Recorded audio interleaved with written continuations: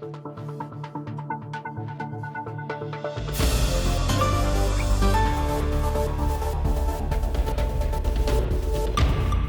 other day, I was sitting with a friend and he told me, Kevork, you look very depressed and very concerned the whole time. He follows me on social media, especially on Instagram, and he was like, you need to live more and care less or be less of a depressed person because you're thinking too much, you're overthinking about the current events, especially the virus crisis. And he told me maybe sometimes there are things that we cannot change.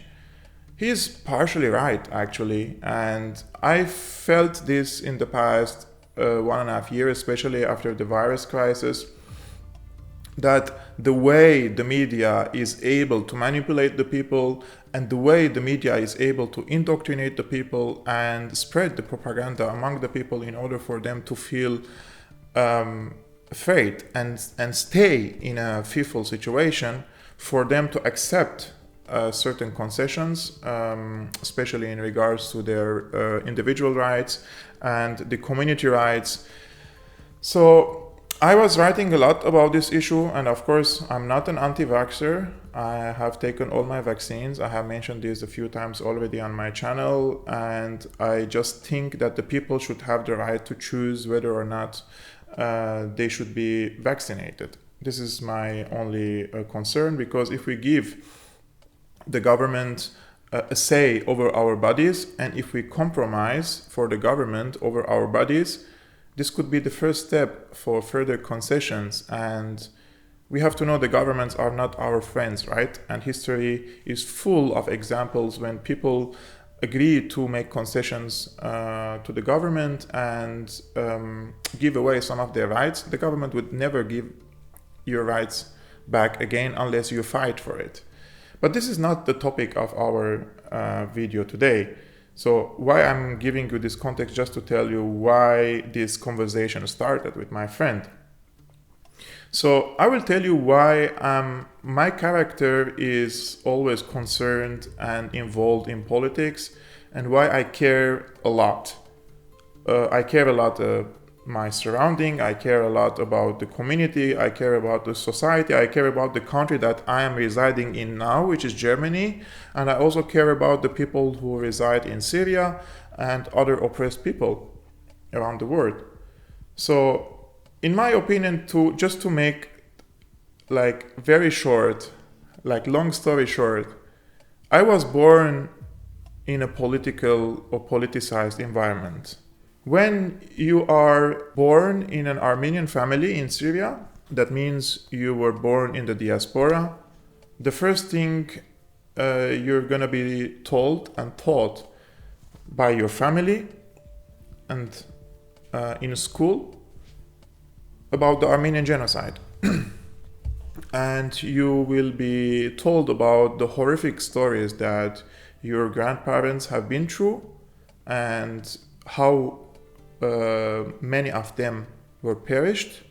1.5 million Armenians were exterminated by the Ottomans, and some of our ancestors survived, and my ancestors arrived in Aleppo in northern Syria. So from this point, or from this basis, most of the kids, especially in the diaspora, they grow up on the history of Armenia, the history of the Armenian genocide, and they become politicized since they are in their young ages, including myself, which I, of course, went to an Armenian school in Syria, and Armenian a club, which is an Armenian football and basketball club. And these stories are always told. It's non-stop. All the time we talk about it.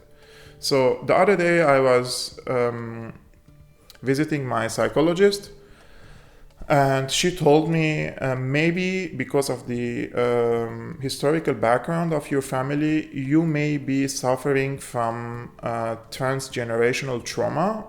And this is like the grandparents bring this trauma to, or transfer this trauma to your parents, and your parents to you, and you continue like that. So, and in our case as an Armenian, I don't care if I'm suffering from trauma or not, as long as the history is remembered and as long as I remember the history, and I will teach the history to my children and to my grandchildren, hopefully.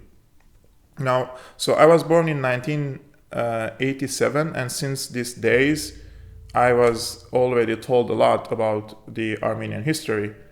But what happened during the first 13 years was, as I mentioned, about the Armenian history. But after that, especially in the year 2000, the second Palestinian intifada broke out in the entire Palestinian territories. And we remember on the second day of the intifada, the kid Muhammad al-Dura, which was trying to hide behind the back of his father, and the Israeli snipers were shooting them. They murdered Muhammad al-Dura. And it was that images, I mean, I can't forget such images in my entire life. It was live on TV, everybody saw it, and such images always leave like an impact, like a touch in your soul and in your memories, and you will never be able to forget such pictures, and you will always want to bring justice for the victims of this Israeli occupation of the Palestinian territories. Later in 2001, the 9/11 terrorist attacks happened in the United States, and due to these attacks, the entire fate of the Middle East has changed. And because of these attacks, the United States, headed by George W. Bush, they decided to go full bulldog against many Arabic and Islamic nations. And just to be a Muslim was some sort of like as if you're accused just for being a Muslim. And because I come from the Middle East, regardless that if I'm a Muslim or not, I'm a Christian. But despite that, we were treated as if we are some sort of a terrorist, just because we were born in the Middle East. But this war against Afghanistan and the occupation of Afghanistan was the starting point for a lot of other conflicts in the region, a lot of other occupations and American invasions started from this point, right? And it led to the occupation of Iraq in 2003.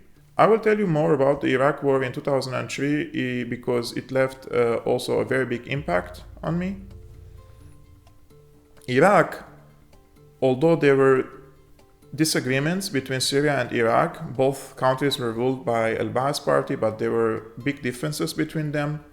And when Saddam Hussein came to power in 1979, he foiled his predecessor's plan with Hafez al-Assad, which was the president of Syria, for a unity project between them. There was a complete and comprehensive project to unify Iraq and Syria together. So Saddam Hussein came, and in my opinion, Saddam Hussein, when he came to power, he was supported by the CIA in order first to foil the unity project between Hafez al-Assad, the Assad Syria and Iraq, and second, in order to fight against al-Khomeini, which declared a revolution in Iran in 1979.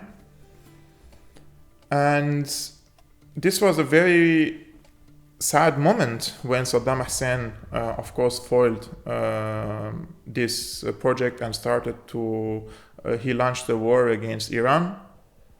And back then Syria stood with Iran in this conflict, where Saddam Hussein even used some of his chemical weapons, which he received these weapons from the United States. And also Donald Rumsfeld was one of the friends of Saddam Hussein, right? But in the aftermath of this war between Iran and Iraq, which was over in 1988, Saddam Hussein felt more very powerful, and he tried to expand into Kuwait. And this was the breaking point between Saddam Hussein and the United States. And the United States bombed Iraq and forced him to withdraw from Kuwait.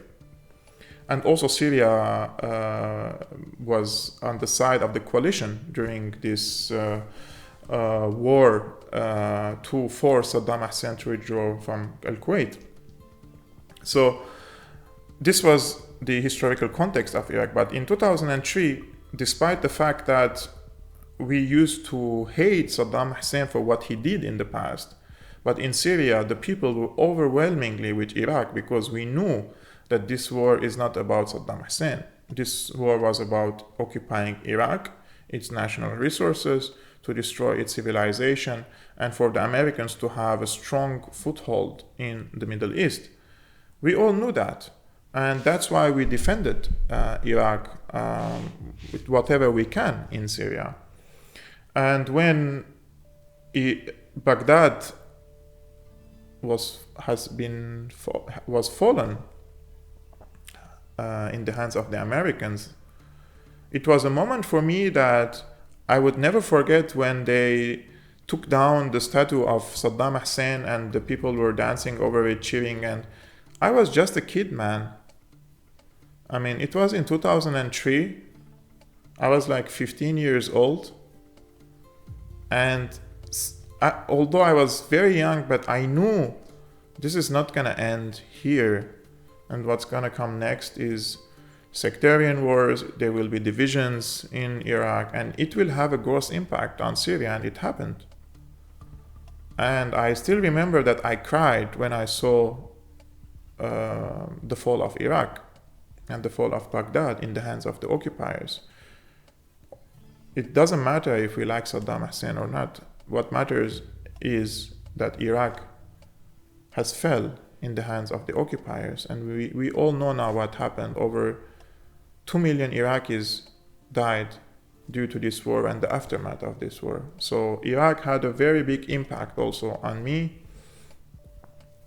And later in 2005, there was the assassination of the Prime Minister of Lebanon, Rafik al-Hariri. And in my humble opinion, this was a plot, a very well-planned plot by the US and Israel to assassinate the Prime Minister of Lebanon, who is very influential and very strong politician of Sunni background, who had not bad relations with Syria. But this assassination had many repercussions. One of them is there was a huge pressure on Syria, because Syria had forces in Lebanon, and they were invited by the Lebanese government during the civil war. And Syria considered its stay in Lebanon as a way to protect its skies from Israeli occupation warplanes. And now you can see, since the withdrawal of the Syrian forces from Lebanon, most of the attacks against Syria, the Israeli attacks, are coming from a Lebanese airspace. So Syria knew the geopolitical importance of Lebanon. But the pressure was very high, and sanctions were imposed, and Syria was threatened of invasion, and the American occupation forces just in the neighborhood in Iraq. So Syria was forced to withdraw from Lebanon.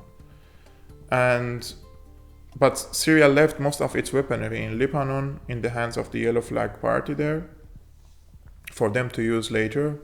And what came next is the 2006 invasion of Lebanon. So as you can see, all this, if you just try to read the chronology of the events, it's pretty obvious who is behind these events, right? In 2005, the assassination forced the Syrian forces to withdraw, and just in 2006, Israel invades Lebanon. And the resistance in Lebanon used Syrian weaponry, and Syria opened also all its stockpiles. I remember during that days, they were very emotional days for us in Syria, and Syria was very close of intervening in this, participating in this war, but the resistance in Lebanon was strong enough to repel the occupation forces and force them to leave later from Lebanon, but it left a very huge destruction in Lebanon, and we had around 400,000 refugees in Syria from Lebanon. And before that, from Iraq, we had 2 million refugees in Syria. So you can see all these regional incidents that happened, they had an impact on our lives, on our personal lives and our lives in Syria as well. I remember in 2006 war, Israeli occupation army, they fired missiles on a truck. They claimed that they suspected that they were weaponry coming from Syria, and they found the bodies of Syrian workers who were coming from Syria to Lebanon to work back then, because there are many employees come from Syria and work in Lebanon. So it was a very, very sad moment for me, shocking moment. I remember that I was in Aleppo, and a friend of mine was telling me, why you're so sad, and he didn't understand my sentiments, right? I was very angry on him, mad on him. I didn't talk to him for 2 days, because how can you not feel what's going on in our surrounding? How can you not feel that everything is happening around us is also have an impact on our country and our lives? In 2008, there was the invasion of Gaza Strip, and again there was a big massacre in Gaza. Most of the dead Palestinians in the Gaza Strip were children, women, and civilians. And this war has crumbled the non-direct talks between Syria and Israel through the Turkish mediation for them to reach some sort of an agreement regarding the Golan Heights. And later, the so-called Arab Spring erupted in 2010 and 2011.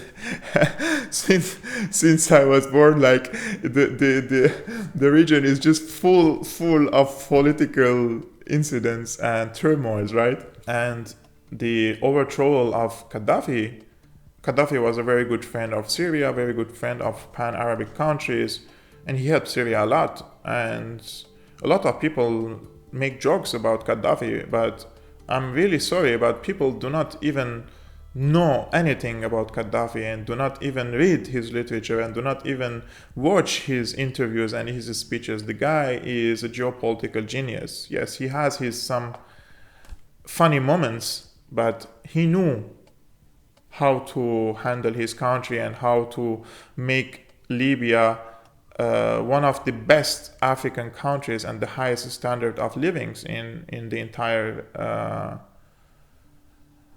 African continent. And he was preparing for a golden currency for the African continent in order for them to be to break the ties with the dollar, and see what happened to him.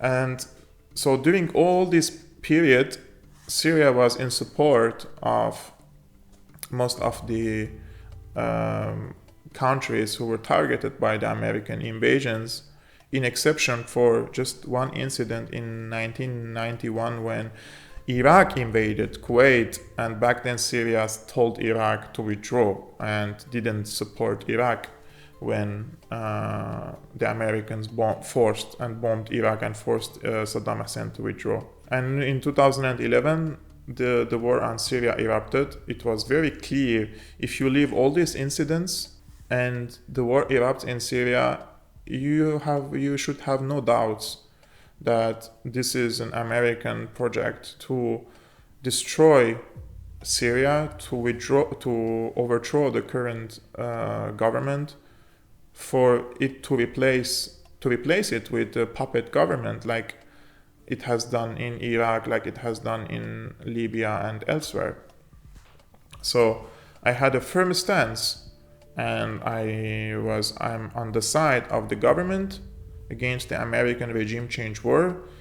We have learned our lessons in the past 2 decades, and enough is enough. And I'm really happy, at least, that we foiled the American regime change war in Syria from a geopolitical perspective. The United States has failed militarily, and the withdrawal of the American forces will be the last nail in the coffin of the American presence in Syria. And after that, Syria has to recover and restore some of the other territories that are occupied by the Turkish occupation army. So all these incidents that happen in your life, and while you're only 34 years old, it will leave a huge impact on you, on your psychology, on your personality. It will make you more involved in politics and more caring, and you don't want to see people suffering because of this. You don't want people experience what you have experienced. That is why I always suspect what the media is telling us, and I always suspect and question the narratives that the media is pushing, because in the past 2 decades I have seen how the media is lying with a straight face. And they were not the media, they were tools and weapons in the hands of the American establishment and the military industrial complex and all the warmongers in the United States. Therefore, when you know that the American media is controlled by over 90% of the American media are controlled by 7 or 8 corporations, then of course you will have a zero trust in the American media and all the other affiliate medias, whether in Europe or in the Middle East and abroad. Therefore, all these incidents that have left impact on me makes me a person who cares, and makes me a person that I want to warn the people that your government is lying and your media is lying. And what is happening in the past 1.5 to 2 years, of course, it has a medical and a health aspect, but I consider that maybe 30% of it. This is not a scientific, of course, assessment. I'm just saying my subjective opinion. But the biggest part of it, from all the restrictions, the lockdowns, the procedures that the governments are taking against their own people, it's not about, they don't care about you. They don't care about your health, your well-being at all. At all. They care about their pockets, they care about their power, they care about their positions, they care about being part in the renewed international community headed by the World Economic Forum, and they call it the Great Reset, or Build Back Better, as the Boris Johnson says. So of course I will be a different person from maybe the majority who live in Germany, who had a very privileged lives. They had a very peaceful lives. They haven't seen any war. They haven't seen any destruction. They haven't seen death with their own eyes, and they weren't replaced and became refugees. Their family members weren't murdered. Their brother weren't kidnapped. Their shops weren't destroyed. Of course, they haven't seen the tears of their father because this terrorist destroyed our shops. So, of course, this makes me somehow a different person. So I want to make this video to explain why I am very much involved and enthusiastic about politics, and why I care a lot about the well-being of the people, and I care about the well-being of other nations who may be targeted to similar experiences. Guys, let me know if you are such a person, or you care as much as I care. And if you care, what are your techniques? What do you do? How do you write? Where do you write? Are you making videos? How do you educate your surrounding? How do you wake up people? Tell me, how do you do this stuff? Because I also want to learn from you. Maybe I also develop my own techniques in dealing with my surroundings, right? So this was all. If you are new, guys, please consider subscribing. And even if you think that you're subscribed, please check. It really helps me when you subscribe. And if you want to support my independent commentary work on Syriana analysis, you can become a patron. All the links in the description below. And see you next time.